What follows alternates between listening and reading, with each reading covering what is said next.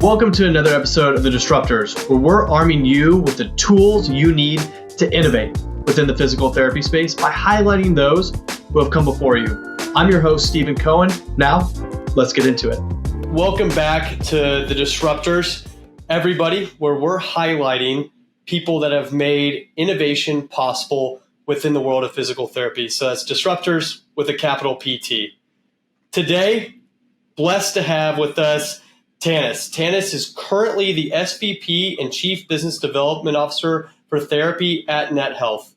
Tannus is a physical therapist and entrepreneur who spent the last 15 years of his career on the business side of therapy. He got his start in healthcare as a certified athletic trainer in the late 90s, where he provided injury and rehab management to athletes in high school, Division I, and professional sports. He attended PT school at the University of California at San Francisco, graduating in 1999, practicing clinically for several years in a variety of settings, including outpatient orthopedics, inpatient neuro, geriatrics, and home care.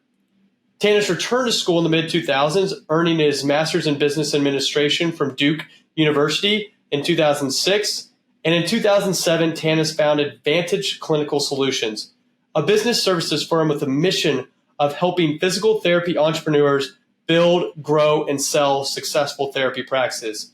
In 2018, Vantage was acquired by the leading therapy software company Optima Healthcare Solutions, which was subsequently acquired by Net Health in 2019. Tannus has held several executive roles at Optima and Net Health, and, as I said earlier, currently serving as the SVP and Chief Business Development Officer for Net Health's Therapy Division. Tannus, within that intro, I think we already have some good things to talk about as far as innovation and you helping physical therapy entrepreneurs become, if not more innovative, right, become innovative in the first place. And while the bio is a great place to start, I would love for you to talk a bit more about your personal why, right, and how you got here outside of the chronological steps. Yeah, that's great. Thank you for the introduction, Stephen, and it's a pleasure to be here. Appreciate the opportunity.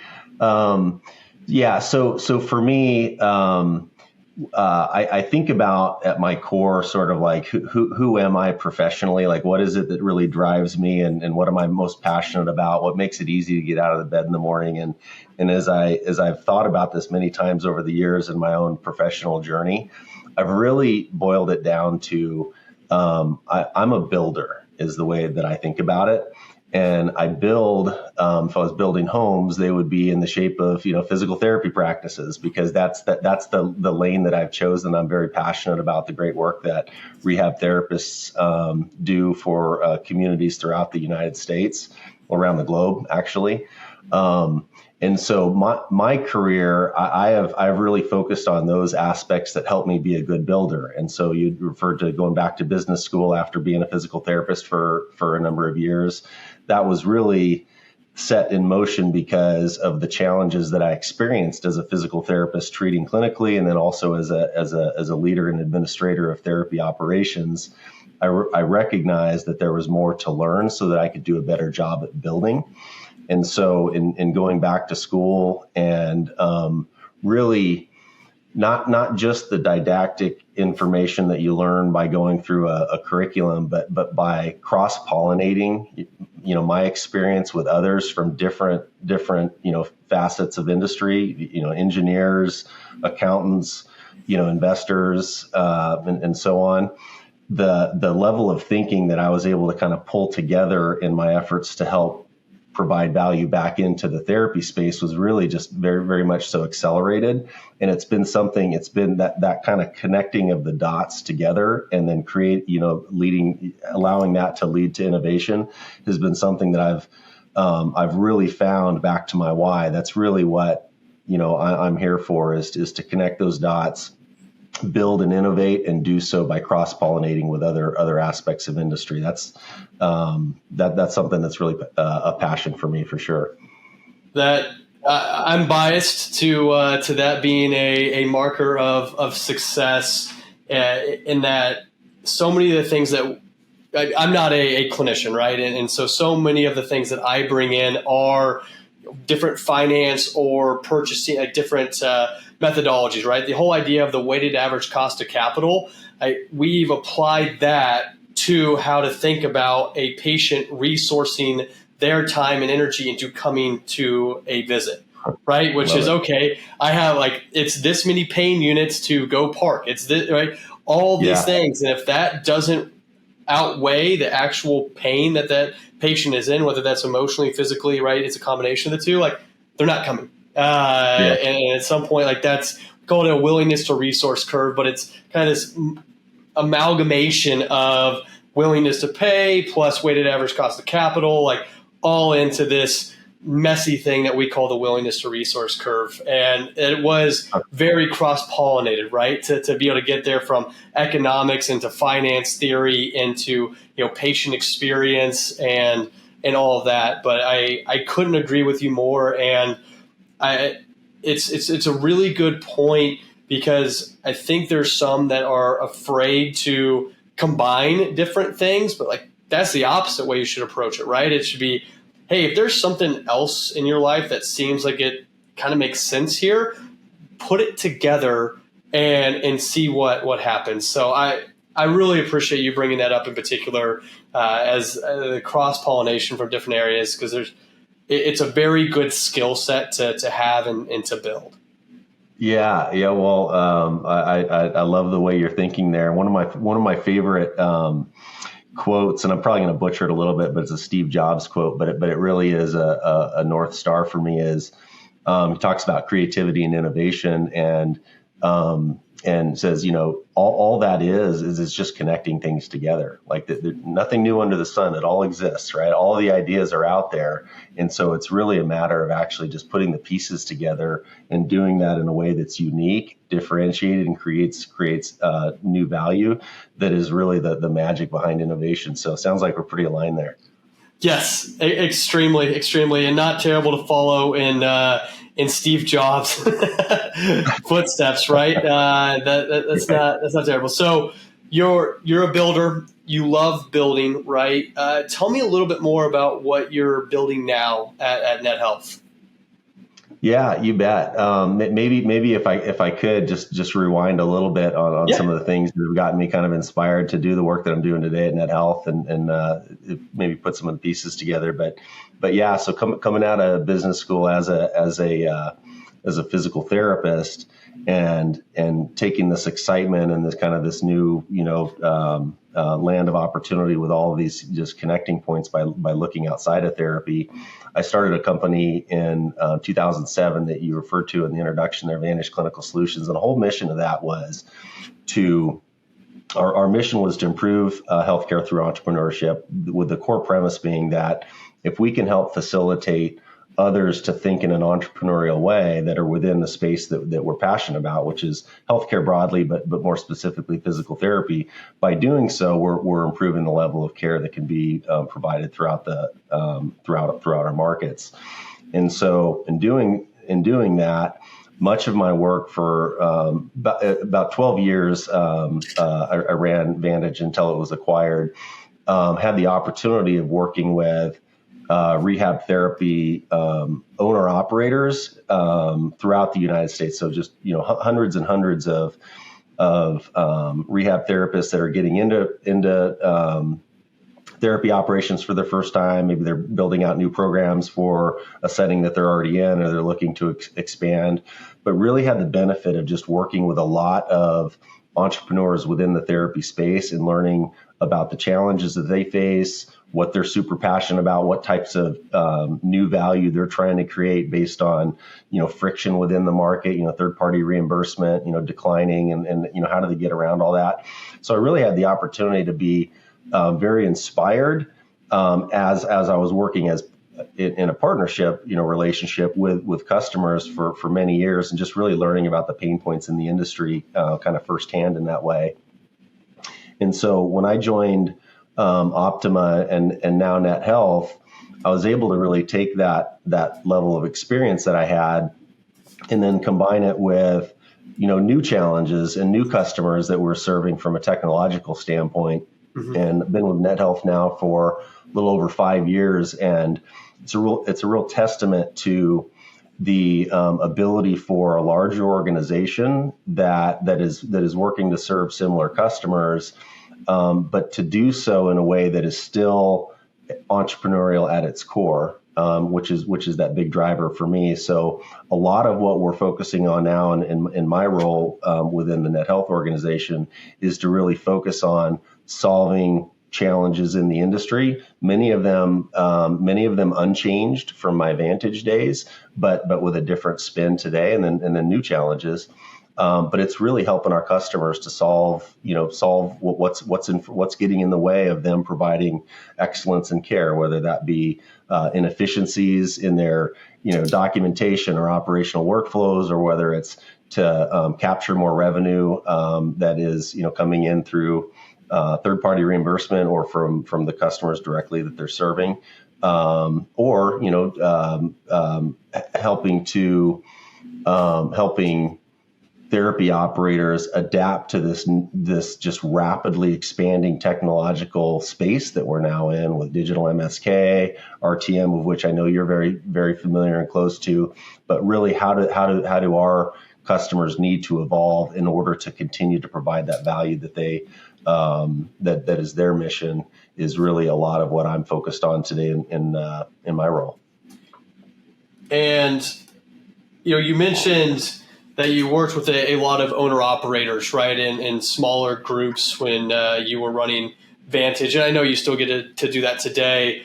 We're having a call with a very large rehab brand, and the question came up: well, how many others like us are you working with? And I pushed back on it and said, it's irrelevant. Like, I work with groups that the owner is still treating for 40 hours a week. Like, they don't have a project manager. They don't have additional resources to be able to throw at this. So, like, yes, I understand you're going to want some reporting that can be done at multiple layers, but like, that's the easy part. Like that's easy. It's how does this get applied in a practice that doesn't have a project manager, right? That doesn't have just a ton of overhead to be able to handle all those things. And it seems like in your experience that now you're bringing to NetHealth on the tech side, right? It seems like a really powerful combination that can make it extremely effective, because you've seen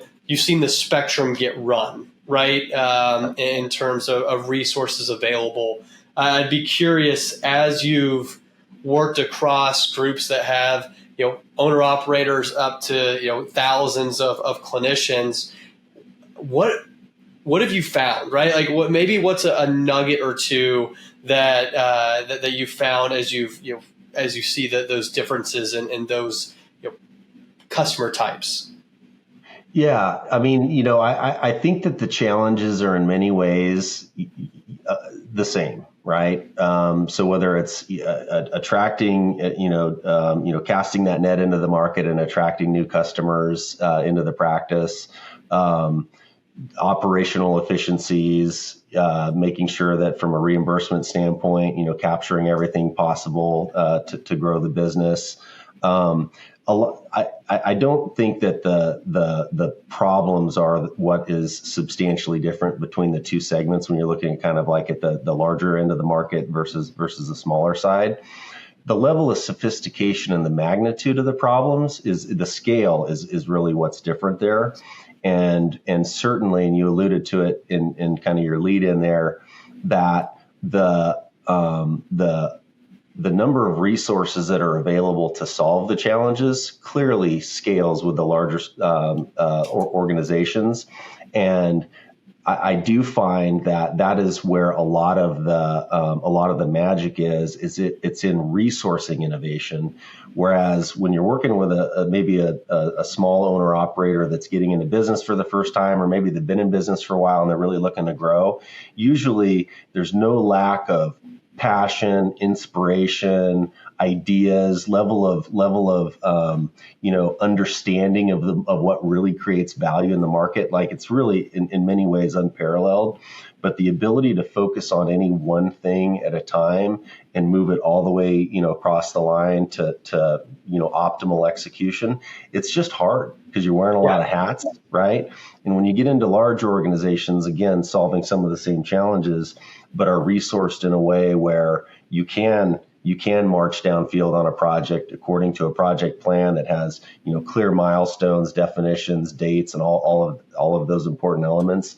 That really does obviously trend towards organizations that have more resources. And so they have a tendency to be able to engage in technologies and initiatives that are powerful and sophisticated, uniquely because of their ability to actually invest in the resources necessary to be successful. That to me is probably it's not the only thing, but that really stands out as massive difference between the high and lower end of the market from a size standpoint. Well, that makes sense. And I would imagine, and I know this is a topic that we wanted to cover anyway, so I'll segue it. If you have someone like me who hasn't been a PT before, right, or hasn't been a provider of any type, unless you have those folks who have had more non-traditional experiences, right, who have both worked in the business world and as a provider, I got to imagine, if you get too many of one group in the room, you can have some real issues, right? And I think it lends to the importance of this cross-pollination that you talked about earlier. But maybe talk through some of the things that you've seen from leaders in this space who have had non-traditional experiences or non-traditional careers, and how that's been helpful in especially the bigger organizations, right, solving these problems in the right way.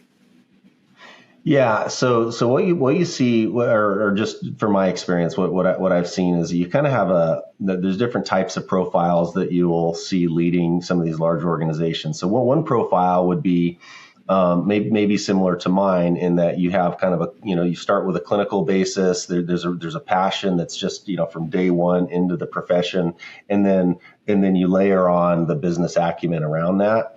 And you'll see, and there's very, very, very successful leaders that kind of carry that profile. And then another profile, which in many ways equally as effective, but with a different orientation, would be leaders that come into the space. They may or may not come even out of healthcare necessarily, but operationally, strategically, level of business acumen, really unparalleled. And from there, they surround themselves with the subject matter experts that allow them to then orient that skill set and experience towards objectives that are going to create value for rehab therapy customers and patients.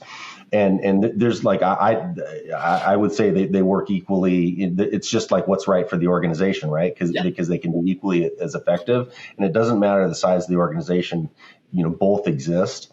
And really getting back to kind of where we started on some of this about the cross-pollination. I mean, to me, that's really where the magic is. So regardless of that orientation, the PT leader being able to get outside of just what they have seen in their own experience within the profession itself, and really absorb subject matter expertise from others that may not come from that same space. And then the inverse of that, when you have a leader coming in to run an organization that doesn't have the therapy background, the ability to connect those dots is really where I see a lot of the innovation and operational excellence come from. So it really always comes down to, it's a balance, right? And it has to be oriented towards value. And then when you assemble the right team, either of those profiles can be, just amazingly effective. And is going back to school an option for PTs? Absolutely, right?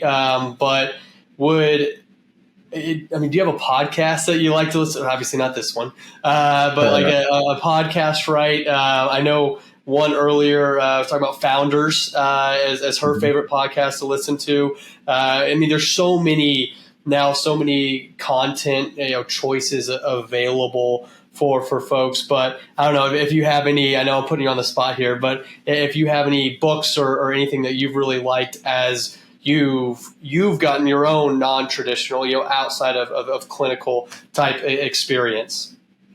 Yeah, well, so on the topic of podcasts, I'm a real true crime buff, and I'm not sure how much that's going to actually help here. Okay, but there's just so much content, and yeah, whether it's out on a run or you got a long drive, just absorbing information as you go. I don't have one lane that I explore there. I listen to core part of my role here is business development. Listen to a lot of sales podcasts and just general business development, sales operations, and so on. There's a lot to pull from.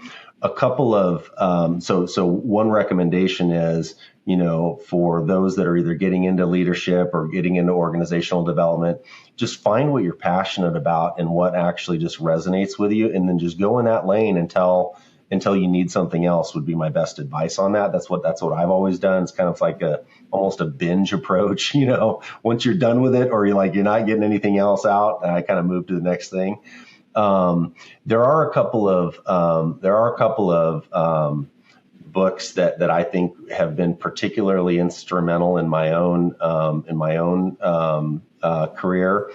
One of them is called Delivering Happiness. Doesn't have really anything to do with therapy, but it's the story of Zappos and how Zappos was founded, and it's a wonderful book that always has. I've read it multiple times, and what I love about it for entrepreneurs and leaders is that it's at the core. Inside of what you've packaged up and you actually sell to a customer, at its very core is the same thing, which is happiness, right? Yep. Or satisfaction. You're trying to improve someone's life, and whether you're doing that by selling shoes or selling physical therapy, it doesn't matter. The core is the same, and that's something that it kind of just hit me differently when I first read that book. And I remember I ran my entire company. We went through and read it together and just really focused in on that. That is kind of a core bearing for us, is that notion of delivering happiness. And then the other one, kind of other end of the spectrum, because it's much more tactical and about execution, but the 4 disciplines of execution, which for a number of reasons, equally, if not even more important in some ways, because if you could have the greatest ideas in the world, but if you fail on execution, you still are just the guy with the greatest ideas in the world that haven't necessarily, made an impact or created that value. And so those two kind of bookends, starting with happiness, but kind of like, layering it in with always ending with execution and having a framework for delivering consistently, to me has been a real nice kind of a bearing. And I've recommended those books to a number of folks that I've worked with over the years. I like it. 4 disciplines of execution will be on my reading list for the future. I've also read Delivering Happiness a couple of times myself, and it's a great way to think, right? And you love the Zappos stories of customers calling and saying, "Can you order me a pizza?" And that then the customer service rep actually does do it, right? And there's so much there around how to build the right culture in a company, and there's so much we've learned and applied to that. It's like, it might cost us a little bit more, like money wise, but when our culture gets tested in these ways, it'll rise to the occasion and it'll be worth it. There's been a few of those things that we've taken into account. So almost this blending, at least at SaRA Health, of delivering happiness plus extreme ownership by Jocko Willink together, which sounds like a really odd combination, but I think there's some of those lessons that, to your point, very, very similar. Like, you'd be surprised how little differentiation there is, right? Because what's the idea of extreme ownership? It's to take ownership and to the end of the thing that needs to be done, right? And delivering happiness, so much of that is just around the same exact thing of, I want you to be happy at the end of this, so I'm going to do everything I can until you say we're good. And so to your point, so much of this is very, very similar, packaged just a little bit differently, and that's how it gets it to resonate with one group versus another, or the same person just at different times in their personal or professional career. Okay. Yeah, I love it. Yeah, and then that, the way that you connect those dots together for your organization, and maybe 90% overlap to maybe what I might be doing on my side, but that other 10% that's unique and different, like that's awesome, right? That's where we learn from one another and can find new opportunities and new ways of serving. And when you write your book, then I will read that and I will learn from you once again, capture that other 10%. I can't even fathom that as a possibility right now. But hey, maybe. Thank you for listening to this episode. This would not be possible without the sponsorship of SaRA Health. SaRA is the relationship operating system for physical therapy practices, driving better patient outcomes, improved arrival rate, and improved financial margins. If you'd like to learn more, check them out at SaRA, SaRA Health.com, SaRAHealth.com. And if you'd be interested in advertising with us and helping us produce even more great stories, please let us know at Steven@SaRAHealth.com. Now, back to the episode. I want to come back to something you said, because I think it's really valuable, and to just go deep, right? To delve in deep and to binge in one area where you find your, and in the Deloitte day, or I guess they still do, they have this framework, right, of thinking through things and classifying them to, this gives me energy or this takes energy away from me, right? And I love how you're talking about going a mile deep before trying to go a mile wide, and I think that's 100% correct. And people shouldn't get concerned about niching down. In fact, they should get concerned if they don't, right? As you're thinking about bringing innovation to your company, to your organization, to your clinic, to just one patient, right? I think, and I'd love for you to expand on this, but don't be scared of getting really, really deep. Like, do not be scared of that at all. Yeah. I don't think you can underscore that point enough, and it's an area that I think a lot of entrepreneurs struggle with, and organizations generally, because of sort of like the, FOMO, fear of missing out on opportunity by going too deep, and there's a balance to it, of course, and the level of complexity of an organization, can play into that. But knowing what's most important and then focusing in on that and putting your eggs in that basket, choosing that lane, and then just going 100 miles an hour, there's so much power in doing that, and it takes courage to do that.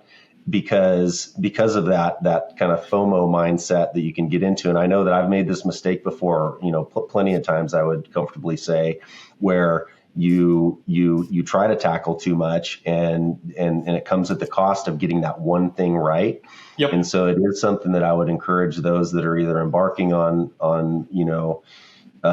business venture, or, just within your own career, however that may be advancing, really having a framework for dialing into those priorities, having the discipline of tying back to them, and understanding there's always risk of any decision, right? So it's the risk of this one thing working or not, right? The lane I choose, and then there's the opportunity cost of not doing something else. You're never going to get it 100% right? Luck is a fair part of where success comes from. But to find that, it really requires that you be decisive and choose a lane. And that's one thing that I continually try to sharpen my own blade on that continually. You're always tested and challenged, because none of us have enough hours in the day to get everything done that we want to get done.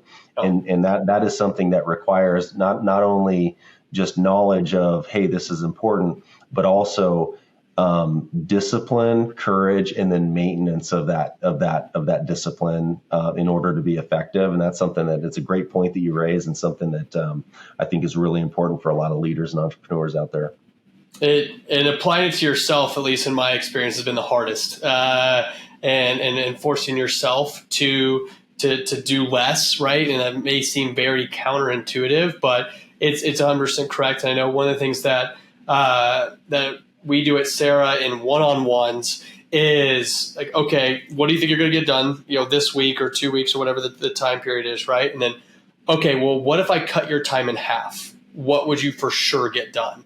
It's like, okay, just do that thing. Like that's it. Just do that 1 or 2 things, and that's it. And going through that process yourself and pushing myself through that mental framework and exercise, I find is really, really helpful, because when life and business and everything happens, right? And you have to firefight this thing or that thing, or this customer needs you to call them back, or you need to run this analysis, or right, like those things happen. If you've overloaded your plate, then nothing gets done well, and then you don't get asked to do more, right? And it's unfortunately, that's reality. As we're discussing this as leaders in 2 different companies, but saying the exact same thing, right? Is I would much rather have someone come to me and say, I'm going to get this one thing done above and beyond really well, and that's it, because that's all I think I have time for. Right? Perfect. Yeah. That's great. Fantastic. Yep. If it's the most important thing, then you get your priorities right and you're going in the right order. I like that exercise that you just called out about, hey, okay, so if we cut your time in half, what survives, right? I've used Eisenhower matrix for a number of years, and that really helps me as I'm kind of planning out my day or my week. What's urgent, what's important, and how do those align, especially to those items that may be important but not urgent, right? What can I delegate, what can I ditch, and what takes priority in my schedule today. That's also gets back to kind of the comment I made about maintenance mode. You have to have tools in place, or at least I do. There are probably some people that can get by without tools. I'm not one of them. But having that as part of that disciplined routine to make sure that I am maintaining my orientation towards what's most important, really, really important. And that's something that I would say that in my experience, past 5 years with Net Health, completely different environment than I was in with my own business, and really developing that type of a skill set and bringing it to a new level has been a very important part of being effective. When you got a lot coming at you. I appreciate you saying that and showcasing your own, continuous development and learning. Like, this process doesn't stop, right? Or at least it very well shouldn't. And as far as learning new tools, and that could both be from hey, here's now a daily practice that I have. It could be technological tools, right? It could be very, very different things. You and I probably have a very different tool set, right, than anyone who's listening and any of that. And I know I used to have such a problem with this of where, and maybe it was ego, maybe it was imposter syndrome. I guess it was probably relatively related, but if I was learning from you, Tannus doesn't need help with this thing that I'm obviously struggling with. I should just figure it out. And luckily, with some good coaching and some other things, now I'm like, maybe I'm just not good at that thing, and that's fine, right? And I need to bolster that with a help of a good tool, right? And for me, some of those things are just snoozing and reminders on emails. It's not my thing. If it's not on my calendar, I don't remember it. If I don't have it popping up at me, I don't. And I know others that don't need that. They're like, oh, I told Tannus I was going to reach out to him on Tuesday, and here we are, right? we're all good. But that's just, I guess, a little bit of a personal anecdote of just because someone else doesn't need a tool doesn't mean that you're any less for needing it. No, that's such an important point. And just to go deeper on that, I mean, having, and back to something I said earlier about courage, that takes courage, right? To acknowledge that we're not gonna be equally good at everything that is required in order for us to do our jobs. There's gonna be some things that I'm really, well positioned for, both, from an experience or skill set standpoint. There's gonna be some things that I'm really passionate about, and when those things align to things that are urgent and important, that's great. That's pretty straightforward, right? But the discipline of knowing that it's not always going to stack up that way. There are going to be really important things that you may or may not be the person that is the best at it. What are those strategies that you use to either get the coaching and get the support needed? And that's something that I would say I really, really appreciate and have been fortunate to be in this environment, at Net Health, because that's part of our culture, and it makes it easy. You don't have to have as much courage to ask for help when you're in an environment that's very supportive and looking for ways to support one another. And, you're going to be helping others, shore up areas that they need support with. And likewise, it's completely acceptable and very important to being successful that you know when to raise your hand and ask for help yourself. And I think that also carries with it a level of intention and discipline to not get into a box. And I've done it before. I know when I was running when I was running my business, I felt that I had some of my loneliest moments ever running my own business, because I didn't have that framework set up to where I could reach out to help. And if you do have whether it's intentional or not, and usually it's not intentional, but if you've got an environment where it's just hard to reach out to get help, it becomes you're on an island, right? And and I've also would correlate those moments that I've had in my career with the stagnation in my own professional growth, because I didn't have someone to reach out to, and it also gets to an area that I'm really passionate about, which is having strong mentors at every step of your career. And my mindset is, we're always students, and who we learn from is going to be the rate limiting factor of our growth, is going to be who we learn from and how fast can we access them to handle real-time challenges. And that's another thing that I've been very fortunate with, save for a few exceptions in my career where I've recognized I've had a big problem where I have been on an island. Always having a mentor or a team of mentors around you that you can reach out to for support, man, it's just like, to me, that's probably the most important. If you're embarking on a career in leadership or entrepreneurship, that to me would be the one thing that I would say, don't go at it without having a mentor in place. Because it can be not only stagnating, but it can be very unhealthy, right? Because it's not healthy to be out on an island by yourself. So I'm glad you raised that. It's an area that I'm really passionate about as well. And thank you for your transparency and your journey. There's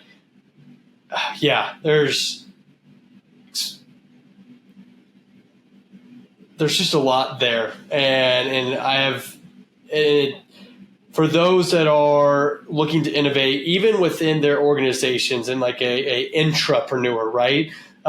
Still finding those other people and mentors to learn from, which don't always have to be 20 years your senior, right? It doesn't have to be that way. And there's two things I want to make sure to hit on this, because I think it's so important. And then I want to come to the important. So what's urgent versus important, because I think we need to talk about that for sure, is don't discount or don't ignore the likelihood that someone is going to want to help you.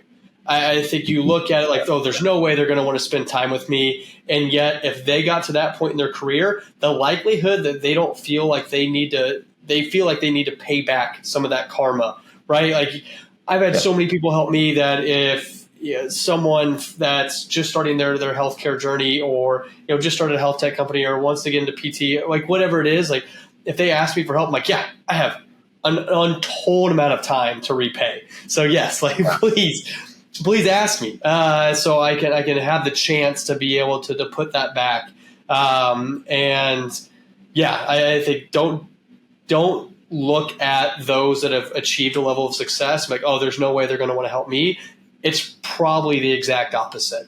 and that, yes, they will because they've been helped.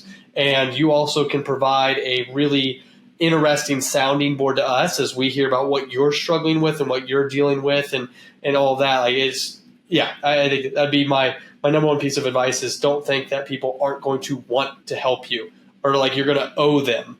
Like they already owe others, and now you're just giving them a chance to pay it back.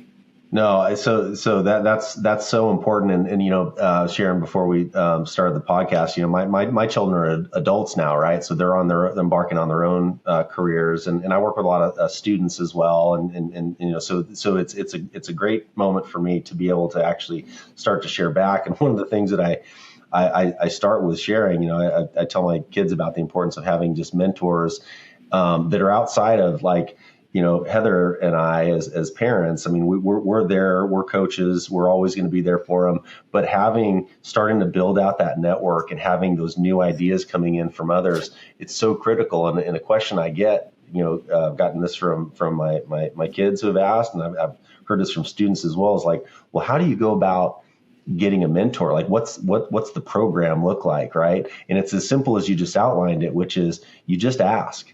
Yeah. And I challenge anybody who's doesn't have a mentor or is trying to really accelerate their career by doing that. Just ask, and if you ever get a no, then come to me because I'll be right there for you. But I don't expect a lot of people to have to call me on that because I've never received a no. And I was fortunate because I stumbled onto this early in my career in a way that I didn't recognize what was happening. All I knew was that there was something I was trying to figure out, which is I was trying to figure out my career direction because I knew that I didn't have it all figured out. And I knew there was more that I wanted and I didn't know what to do about it. So as a clinician, I was meeting with the CEO of our, health system who, on the surface, you'd say would never have time to spend with a physical therapist that's just, starting out in their career trying to, find the bathroom or whatever. And he wants to spend, time with me. And I've had success with the first time that I reached out and asked. And I've just continued that same playbook over and over again. And I have just an amazing, talented network of people that know how to do things that I want to get better at. And I've never, ever had someone tell me no. And I think that the same is true for anybody who asks. And it gets back to your point. We all love to give back because it's like, what are we going to do? We don't want to take this knowledge to the grave with us. Yeah. We want to see the fruits of this play out for others. And so it's just as easy as just raising your hand and saying, hey, can I grab 15 minutes, 30 minutes, bend your ear and talk about something that you're doing that I think is, that I would like to do better. That's a pretty easy ask. I've always found it to be. It is, and you're completely right. And I feel like we could probably spend a whole other session on just this topic alone. But sure. Let's cut it with just ask, right? That's just the advice is just ask. Now, you mentioned urgent and important, right? And I want to focus on important for a little bit before we have a couple of my more, my fun questions where the magic wand question comes out. And so I think I couldn't let this pass, is as you are looking at what you're going to dive deep on and get really good at and spend time on, making sure it's important to the business, right? Mm-hmm. And making sure there's metrics around it, right? If you come at it with just, I think this will be a good thing, you could be right. But that hope is not a good strategy. And so I'm curious if you have a framework that you use to figure out what's important and how important it is. Yeah, that's a great question. And yes, I do have a framework. Evolves all the time. Probably not perfect, but it does seem to work. So the what it starts with is being clear about what's important to the business. And that's oftentimes not just a Stephen or a Tannus thing. That is organizationally, what is the most important in knowing what that is, right? So that's where it starts, because without that, everything's important or nothing's important, right? I mean, it's, Yep. pick your path there, but they both are going to at best be very circuitous and maybe get to an endpoint that's useful, but likely not. So it starts with knowing what's most important, and then as I define it, when I going back to the Eisenhower matrix that I have trended toward, then it's what my definition of important in that framework is what is important for me to contribute to. And I don't need to be involved in everything. So that's kind of the definition that I use. Is this important to the business? And then is it important that I do it? And that's my definition. And if it's important to the business, but not important that I do it, then it's very important to have lieutenants that you can then delegate that out to. And you have to build up the composition of your team to be able to handle, those things that you need to delegate. But that's how I define it. And I'm fortunate that we are very clear about what's most important. And I'm able to then, fairly well decipher what is important that I'm contributing to versus what can be delegated.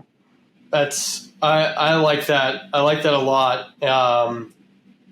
Man, that framing of what's most important to the business and what's most important that I do.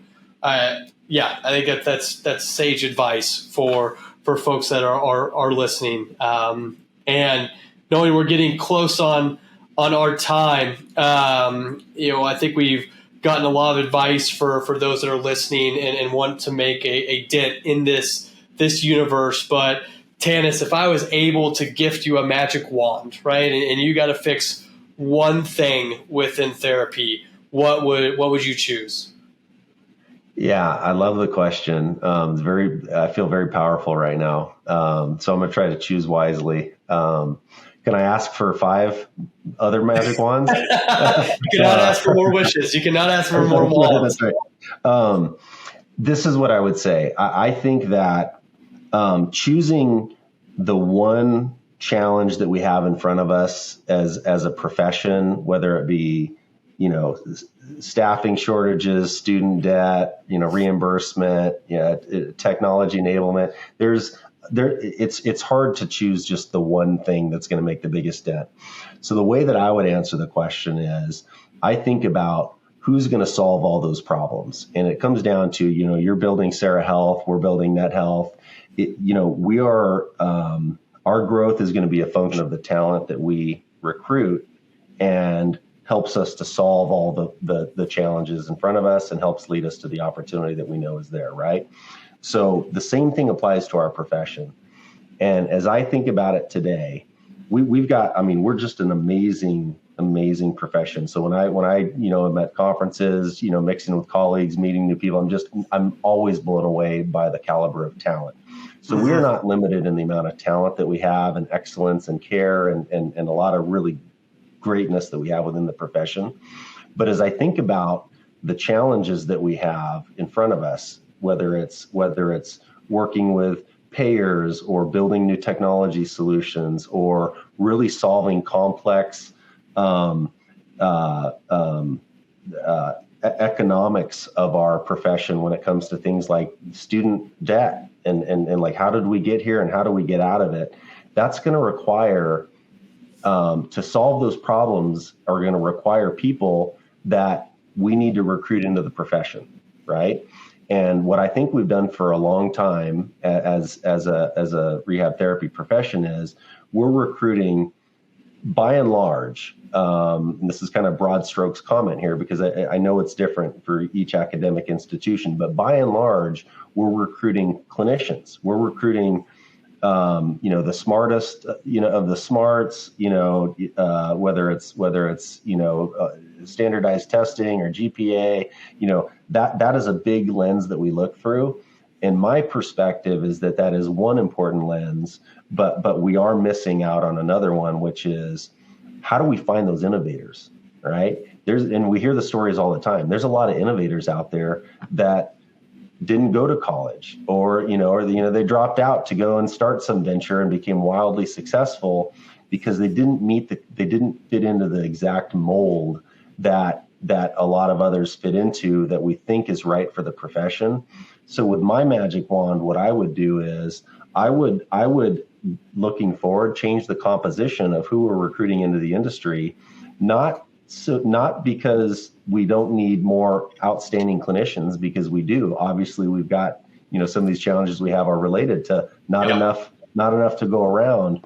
But I would specifically, as the admissions board for the schools that are out there that are basically bringing in recruits into the profession, I would be focusing probably, back of the napkin, a third of my efforts towards business owners, towards those that are having a second career, and maybe they were accountants or engineers, but I would be looking to cross-pollinate as part of a recruiting strategy into the profession, because I think by doing so, the problems that we're trying to solve, they get solved pretty darn quick if you got the right folks around the problem. And that's probably what we can do to fast track our progress, as a profession by recruiting in some folks that don't fit the current mold of what a physical therapist or rehab therapist is. Does that make sense? I love that. And on the flip side, right, as I look at the composition of our C-suite, it's 2 PTs and 2 non-PTs. Like that's the 4. As I've seen the going clinical to tech and then merging the two, from a pure outsider looking in, you're like, well, they've only been a PT. Like, how are they going to run like this part of the business? I'm like, they ran PT clinics. They opened up it's like, well, that's, again, non-traditional, but it works. And I think you're right in that the opposite also very much could apply in making it easier for folks to enter the industry that have some additional. So it's sort of a flip on what we've seen be successful for us. And Tannus, we have gotten through so much in this 50 minutes together. You've given some great advice, from the Eisenhower matrix to delivering happiness, the 4 disciplines of execution, talking about how open people are to being mentors and to not be afraid. I think you've given this audience so much to be able to chew on and tactically be able to go and apply tomorrow. And for that, I want to say thank you very, very much for your time, and thank you for being on the Disruptors. It's a pleasure to be here. I appreciate the invite, Stephen. Thank you. Thank you for listening to another episode of the Disruptors. I hope that you were able to take 1 or 2 things away that you can apply immediately to your own innovation journey. As always, I'm your host, Stephen Cohen. It's sponsored by SaRA Health. Let's keep moving.